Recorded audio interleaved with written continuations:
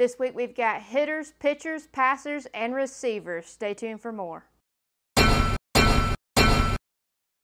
Good morning, good afternoon, good evening, whenever you're watching. I'm glad you're watching. I'm Caroline Haney with 5 Things Sports, here bringing you 5 sports highlights for the week of October 23rd through October 29th, 2017. Number 1 this week, we've got some World Series updates for you. Of course, the World Series is well underway. In Game 1 in LA, Clayton Kershaw pitched for the Dodgers. He pitched for 7 innings, had 11 strikeouts, and only gave up 1 hit, which happened to be a home run. But it was okay. The Dodgers went on to win 3-1. Game number 2 was quite the eventful game as it went 11 innings, and the Astros actually hit home runs in the 9th, 10th, and 11th inning. They're the first team in the World Series to do so. The Astros did come away with the 7-6 win as the first World Series win for the franchise. Together, both teams had a total of 8 home runs. This is also a World Series record, so it was quite a great night if you were in LA. For Game 3, they headed to Houston. The Astros were able to get the bats rolling a little bit earlier, scoring 4 runs in the 2nd inning. That was all it would take, even though they tacked on another one and won the game 5-3 and took a 2-1 series lead. Actually, a little bit of drama going on in Game 3 as well after Yuli Gurriel of the Astros hit a home run off of Dodgers pitcher Yu Darvish, who is of Asian descent. He actually made a racial gesture. The league came down pretty hard on Gurriel, giving him a 5-game suspension, but postponing the suspension until the 2018 season, not really wanting to have an impact on the World Series. There's no word yet if Gurriel will appeal his suspension, and we'll have to wait and see what happens with that. But that brings us to the question of the week. What do you think about this suspension? Is it too harsh? Is it too light in light of the stage that they're on? Let me know what you think in the comments below.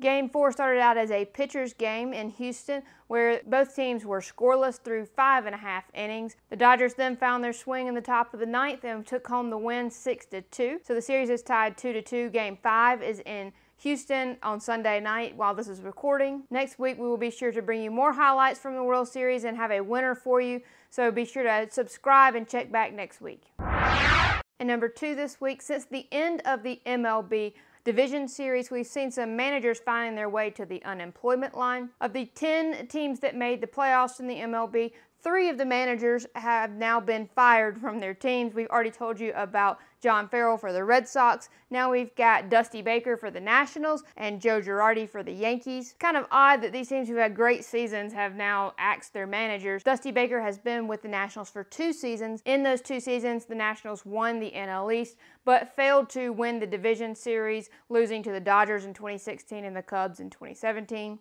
In Girardi's 10 seasons with the Yankees, they have had a .562 win percentage, the best in the league in those 10 years. They have also made it to the playoffs 6 times and won the World Series in 2009.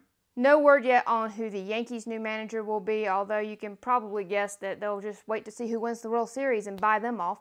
And over in college football, after an embarrassing loss to Georgia, Florida fired their coach Jim McElwain.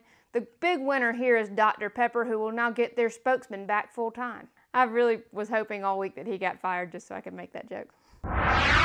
And number 3 this week, we've got your college football update. As always, I'm featuring the matchups from within the top 25 and if a top 25 team lost to an unranked team. The big matchup of the week was number 2 Penn State and number 6 Ohio State playing at Ohio State. The Buckeyes were able to rally back from down 15 points in the 4th quarter to win 39-38. Buckeyes quarterback J.T. Barrett passed former Purdue quarterback Drew Brees for the most touchdown passes in the Big Ten. Barrett threw 4 touchdowns against Penn State on Saturday, bringing his Big Ten total to 94 touchdowns. Number 4 TCU was at number 25 Iowa State. Iowa State pulled out the win 14-7. Glad to see some teams still know what defense is. Number 9 Notre Dame was hosting number 14 NC State. Notre Dame pulled that victory out 35-14. And number 11 Oklahoma State was at number 22 West Virginia.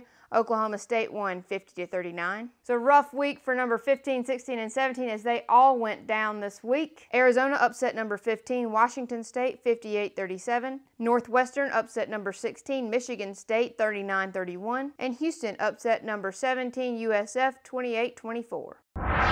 Number 4 this week, Russell Westbrook seems to be back in the swing of things this season, picking up right where he left off last season. Westbrook recorded a triple-double against the Chicago Bulls on Saturday night. For those of you who don't know, a triple-double is when you score double digits in 3 categories, typically points, rebounds, and assists. This gives Westbrook a triple-double against this gives Russell Westbrook a triple-double against every team in the NBA that he's played against, so every team but the Oklahoma City Thunder, who he plays for.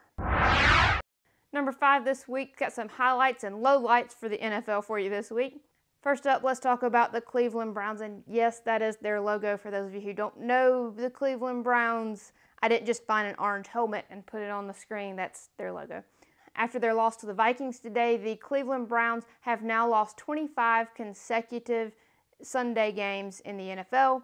This ties an NFL record, which they'll probably break next week with their 26th loss. Now let's go to some highlights. For the week, Drew Brees completed his 6,000th pass in the Saints' 20-12 win over the Chicago Bears this Sunday. Brees is the 3rd quarterback in NFL history to reach this milestone, the first 2 being Brett Favre and Peyton Manning.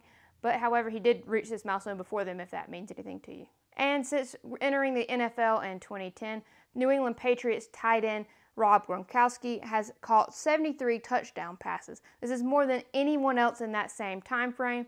The interesting part is he's not a wide receiver, he's a tight end, so wide receivers need to step up your game.